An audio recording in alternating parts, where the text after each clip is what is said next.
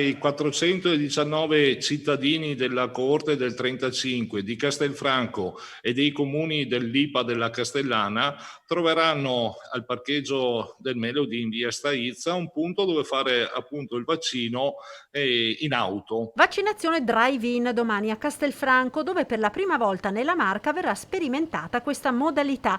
Gli anziani classe 1935, residenti a Castelfranco, Altivole, Castello di Godego, Loria, Resana, Riese Pio X e Vedelago potranno quindi eseguire il vaccino restando seduti in auto. Le amministrazioni si sono attivate per contattare singolarmente ogni singolo cittadino, fornendo anche il modulo per l'anamnesi, in modo da far sì che avvengano già con il modulo compilato, e questo dovrebbe accelerare le operazioni. Anche in questo caso, come per tutti gli altri 86enni che verranno vaccinati domani, l'orario nel quale presentarsi è legato al mese di nascita, dalle 8 alle 9 i nati a gennaio, dalle 9 alle 10 a febbraio e così via. Se sarà come dovrà essere, insomma, dovremo vaccinare circa una trentina di persone all'ora, 35, essendo 419, come dicevo, sulle 12 ore di punto aperto. Io credo e auspico e spero che domani diamo una dimostrazione che funzionano anche i Covid Point in modalità drive-in.